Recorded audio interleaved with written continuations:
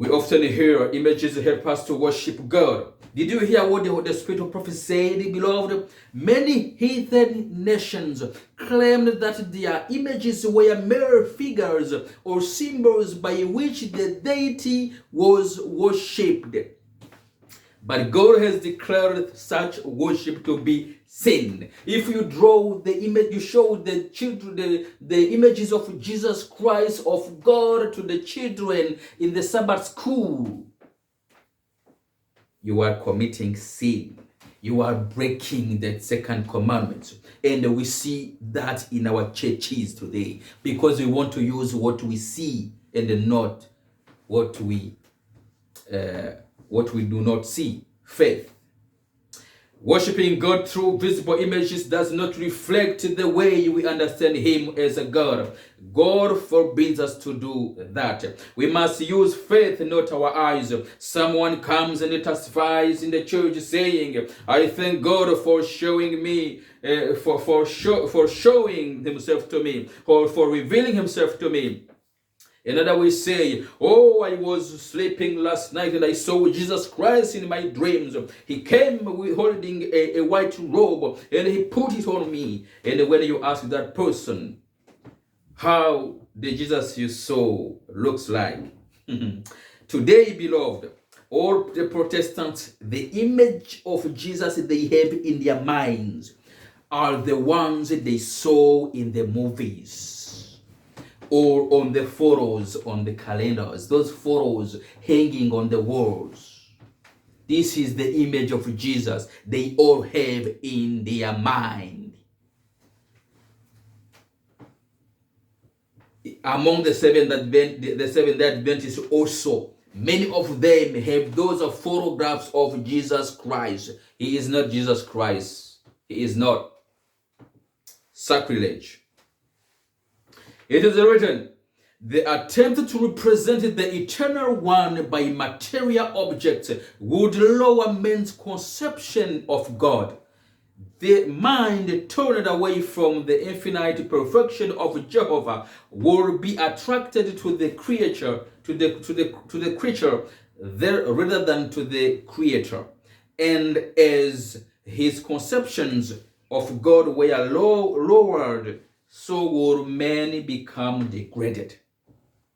Patriarch the Prophet, chapter 27, page 306. The so-called Bible movies that you watch, that you show to your children, you are told to go to the actors on those movies, those actors who are playing just to earn money. They don't even believe in the existence of God, let alone believe in Him. Your thoughts are not directed to God, but to them. Take the Jesus movies out for your homes if you still have them. Stop teaching children using Jesus pictures, which is Satan's plan to devalue God.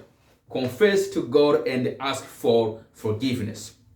Anyone who must understand the sacrifice of Christ through films, through movies and the photographs cannot understand it to the extent that it is, because the movies brings him to a very low level. God said to the Israelites, saying, especially the day that thou stoodest before the Lord thy God in the Horeb, when the Lord said unto me, "Gather me the people together, and I will make them hear my words, that they may learn to fear me all the days that they shall live upon the earth, and that they may teach their children." And they came near and stood under the mountain, and the mountain burned with fire unto the midst of heaven, with darkness, clouds,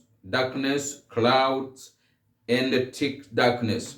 And the Lord spake unto you out of the midst of the fire.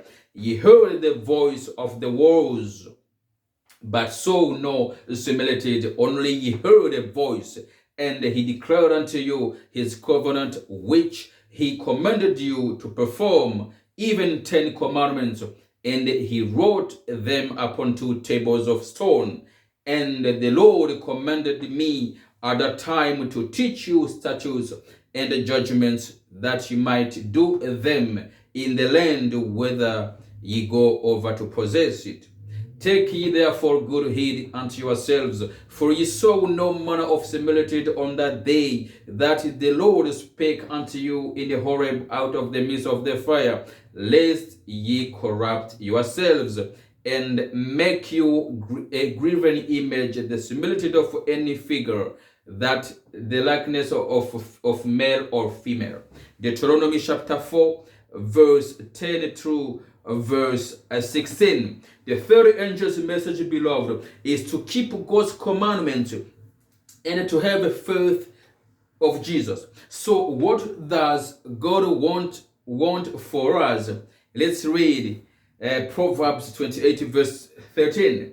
It is written that he that covered his sins shall not prosper, but whose confess and forsake them shall have mercy. What God wants from us, beloved, is to not to cover our sins because we cannot prosper, but God wants us to confess and forsake them in order to obtain mercy. Let's look at the third commandment. We have seen the second commandment. If you still use the images, you are breaking the law. The second law, the second commandment. The third commandment, thou shalt not take the name of the Lord thy God in vain, for the Lord will not hold him guiltless that taketh his name in vain. Exodus 20 verse 7. Let us hear what the spirit of prophecy says about this commandment. It is written, this commandment not only prohibits false oaths and common swearing, but it forbids us to use the name of God in a light or careless manner, without regard to its awful significance. By the thoughtless mention of God in common conversation, by appeals to him or trivial matters, and by the frequent and thoughtless repetition of his name, we dishonor him. Holy and reverend is his name. Psalm 111 verse 9. All should meditate upon his majesty, his purity, and the holiness, that the heart may be impressed with a sense of his exalted character, and his holy name should be uttered with reverence and solemnity. Patriarch and the Prophet, page 307. Who is not caught by this commandment, beloved? On every occasion, what do you hear? We will hear people exclaim, "Oh Lord, oh my God, oh my gosh." Thus, there are people who think that this commandment is the easiest one to keep, but often it is broken in our courses of every moment. The Holy Scriptures clearly tell us that whoever breaks one of commandments transgresses all. It is written, for whatsoever shall keep the whole law, and yet offend in one point, he is guilty of all. James chapter 2 verse 10. If you keep saying, "Oh Lord, oh my God, this and that," at every occasion, you must stop. You are committing sin. The fourth commandment, remember the Sabbath day and keep it holy. 6 days shalt thou labor and do all thy work. In other words, working is a command from God. Verse 10. But the seventh day is a Sabbath of the Lord thy God. In it thou shalt not do any work, thou, nor thy son, nor thy daughter, thy manservant, thy maidservant, nor thy cattle, nor thy stranger that is within thy gates. In other words, all family members are involved in this law. Verse 11. For in 6 days the Lord made heaven and the earth and the sea and all that in them is, and rested the seventh day. Wherefore the Lord blessed the Sabbath day and hallowed it. Since the Sabbath is the Sabbath is the seventh day, which arrives on Saturday, according to our Gregorian calendar, and the Sunday is also the first day of the week. People no longer argue with that anymore because it is obvious. Let's take a closer look to this law, beloved. We have to do all our activities in just 6 days. Why? The answer is found in verse 11. For in 6 days the Lord made heaven and the earth and the sea and all that in them is, and rested the seventh day.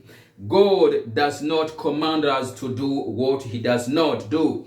Going back to the creation, the book of Genesis chapter 1, we see that God created the universe in 6 days, 6 literal days. Each day, all things he had made, he pronounced very good. Genesis 1 verse 31. Do we follow God's example in doing good when we work during 6 days, beloved? This part of the fourth commandment.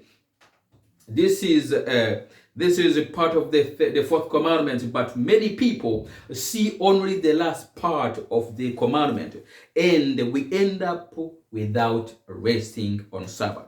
So we neglect to work 6 days according to God's plan. There are 2 misconceptions Satan has brought to these fourth commandments, beloved. First, Satan first tells people that this command Jesus has nailed it on the cross. If people tell you that the Sabbath was a Jewish ceremonial law, it was just a Jewish custom, and would you ask them, thou shalt not kill, thou shalt not commit adultery, are also for the Jews? They say no. Apparently, beloved, what exists is not that people do not believe in the existence of the law, of this commandment, this fourth commandment, but say that Satan wants to repeal only the fourth commandment. Secondly, another misconception that Satan brought to this commandment, Satan has come to tell people that they should do what they want as to please them. In 6 days, they lie, they swear falsely, commit adultery, steal, and then on a Friday at the sunset they act as a Christians because it is the Sabbath. They act like angels, like holy people. They think that God believes and accepts them just because they rested on Sabbath. Such people will perish just as those who do not keep the Sabbath. We have to live for 6 days to reflect God's character. The Pharisees had this problem with Jesus Christ. They saw him do something on the Sabbath, like healing someone, healing the sick. And as they say, why don't you heal them during 6 days? However, Jesus did not have any problem with his Father because as he lived during 6 days, he continued to live the same way on the Sabbath. But it stumbled the Pharisees. Some people ask that they ask that a list of the activities that are allowed to be done on the Sabbath should be prepared for them. They want a list to be prepared for them of all the activities that can be done on the Sabbath. If anyone talks like that, it is because they don't know how to live during the 6 days. Healthcare workers in the hospitals, doctors, physicians, and nurses,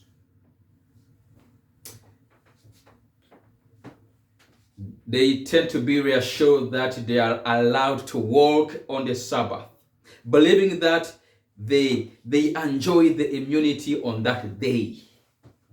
Most of you doctors, I'm addressing to nurses, the health workers, most of you who work in the hospitals on the Sabbath, it is your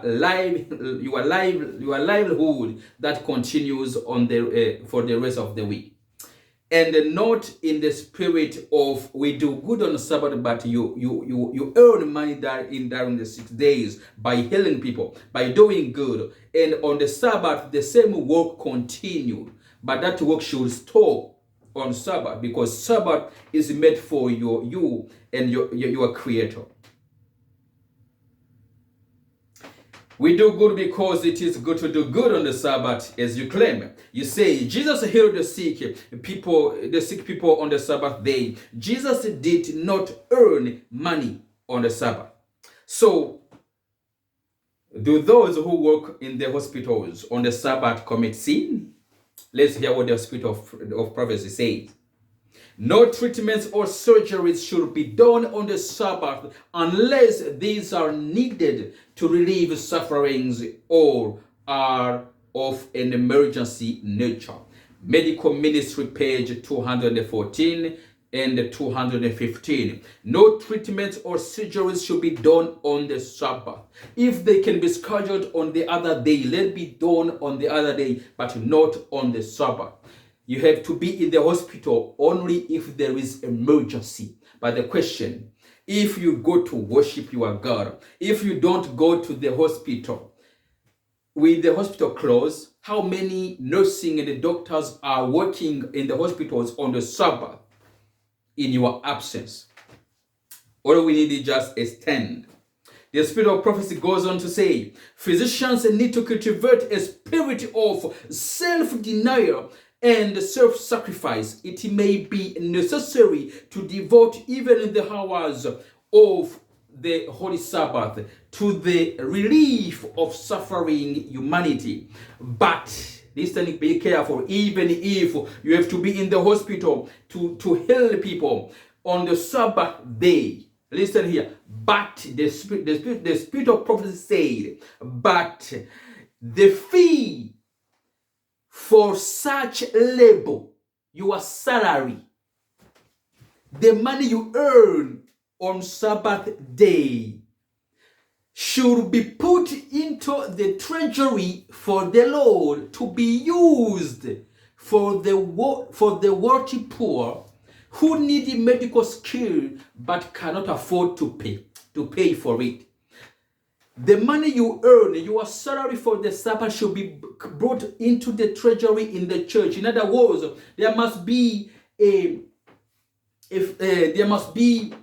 place in the church, an account or a box where these funds are put in, so that people who will be in trouble, people who need help, people who cannot pay their medical fees or paying their school fees, the school fees of their children, or people who need any kind of help, this money will be used to help them. But how many people who work in the hospitals, nurses, doctors, physicians, you bring those salaries meant for the Sabbath, those money they earn the Sabbath, how many of them they bring that money in the church? Because if you use that money, you break God's commandment. You commit a sacrilege. You commit sin. The money you earn on the Sabbath in the hospital is not for you. You bring the whole amount to the church. In other words, you will be working on the Sabbath for free. If it's not what you are doing, it is not too late for you to confess and to repent. Medical Ministry, page 216. We just read. The fourth commandment of the Sabbath is properly, if properly observed, will in itself take you to heaven. You can never break the law and then rest on the Sabbath. Unless you receive Jesus to receive his righteousness, you cannot rest on the Sabbath. It is written, this is for the Seventh-day Adventists, those who think they know the truth, they know the Sabbath, they cherish the Sabbath. Let's see how the Sabbath is to be. It is supposed to be kept according to God, to God's will. Remember, only those who do God's will go to heaven, not those who say, Lord, Lord. So this is the will of God for the fourth commandment. Then the Sabbath is a sign of Christ's power to make us holy, and it is given to all who to all whom Christ makes holy, is a sign of his sanctifying power. The Sabbath is given to all who through Christ became part of the Israel of God. Isaiah of Ages chapter 29 verse 28. In other words, the Sabbath is holy, and those who are supposed to observe the Sabbath must be holy. The Spirit of prophecy continues saying, the Sabbath is not introduced as a new institution, but as having been founded at creation. It is to be remembered and observed as the memorial of the creation's work, pointing to God as the maker of the heavens and the earth. It distinguishes the true God from all false gods. All who kept the 7 days signify by this act that they are worshippers of Jehovah. Thus, the Sabbath is the sign of men's allegiance to God, as long as there are any upon the earth to serve him.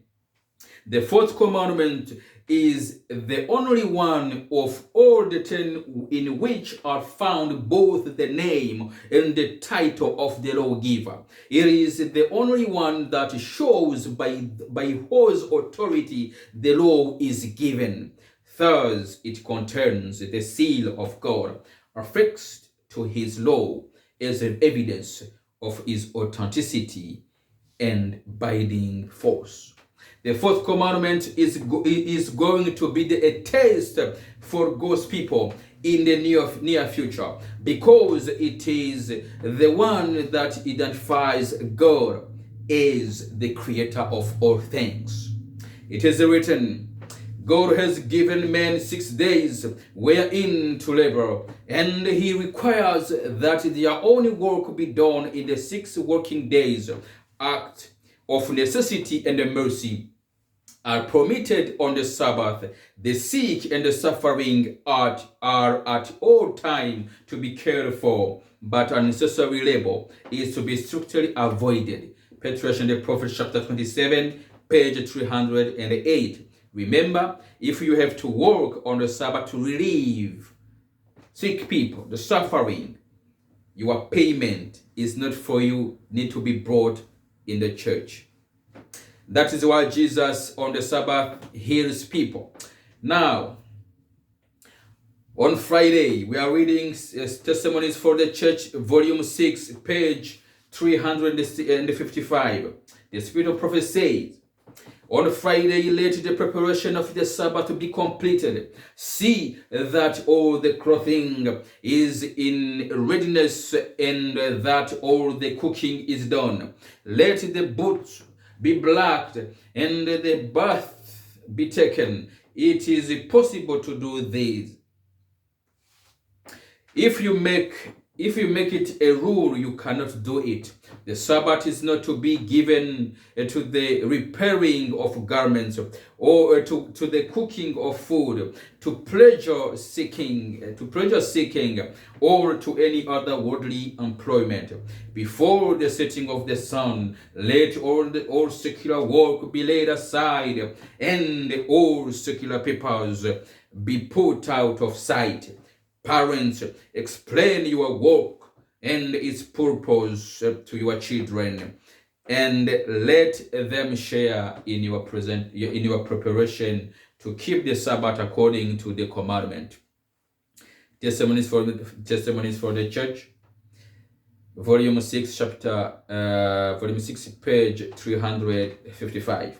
If we don't behave well in the 6 days, beloved, there is something else we are eager to do before the Sabbath begins. If we broke other laws, if we misconduct ourselves during 6 days, there is something that we must do before the sunset on Friday evening. It is written, there is another work that should receive attention on the preparation day. On this day, all differences between brethren, whether in the family or in the church, should be put away. Let all bitterness and the wrath and the malice be expelled from the soul. in a humble spirit, confess your faults one to another, and pray one for another, that you may be healed. If something went wrong, if between husband and a wife, one of them offended another, before sunset on Friday evening, those two must sit together, confess their sin plainly, ask for forgiveness, forgive each other before they enter into holy hours of the Sabbath. Among church members, if there is a church member in which you are in conflict, you have to sit down, you have to find a solution to your problems, to your disagreement. You have to enter the holy Sabbath with a clean soul. How many conflicts in the families that continue taking place during or even on the Sabbath? How many church members cannot talk to one to another? How many church members cannot greet one to the other? How many church members, they are enemies, but yet they worship together? They sit in the same board meeting to take decisions for the church of God. The Sabbath is holy, and those who keep it must be holy. In the family, when there is misunderstanding, quarrels, and confrontation, there must be first be forgiveness and a fellowship before entering into the holy Sabbath hours. There must be reconciliation before going to church and take place in the Sabbath programs. Remember that the priest also first offered a sacrifice for himself before approaching the sanctuary of God to minister for others. It is written, "You shall keep the Sabbath therefore, for it is holy unto you. Everyone that defileth shall surely be put to death. For whatsoever doeth any work therein, that soul shall be cut off from among his people. 6 days may work be done, but in the seventh is the Sabbath of rest, holy to the Lord. Whatsoever doeth any work in the Sabbath day, he shall surely put to death. Wherefore the children of Israel shall keep the Sabbath, to observe the Sabbath throughout their generations, for a perpetual covenant. It is a sign between me and the children of Israel forever. For in 6 days the Lord made heaven and the earth, and on the seventh day he rested and was refreshed." Exodus chapter 31, verse 14 through verse 17. We must seek refuge only in Jesus Christ, beloved, for there is no good work on our own that can sanctify us before God. It is written, "Let no one take the limited narrow position that any of the works of men can help in the least possible way to liquidate the debt of his transgression. This is a fatal deception. If you would understand it, you must cease haggling over your pet ideas, and with humble hearts survey the atonement. This matter is so dimly comprehended that thousands upon thousands claiming to be sons of God are children of the wicked one." Can you hear that? Many people who think they are God's children are the children of the evil one, Satan, because they will depend on their own works. God always demanded good works. The law demands it, but because many placed himself in sin where his good works were valueless, Jesus' righteousness alone can avail. Christ is able to save to the uttermost, because he ever liveth to make intercession for us. all that man can possibly do towards his own salvation is to accept the invitation. Whatsoever will let him take the water of life freely. Revelation 22 verse 17. Listen to these beautiful words, beloved. No sin can be committed by men for which satisfaction has not been met on Calvary. Thus, the cross in earnest appears continually proffers to the sinners a throughout expiation. There is no sin that can be committed by men for which satisfaction has not been met on Calvary. In other words, Jesus covers all sin. There is no sin, no matter how great you think it is, Jesus is not able to forgive. This quotation is found in the book of Selected Messages, volume 1, chapter 52, page 343 and page 344. Let's look at the fifth commandment. Honor thy father and thy mother, that the days may be long upon the land which the Lord thy God giveth thee. Exodus chapter 20 verse 12. The Spirit of prophecy says, parents are entitled to a degree of love and respect which is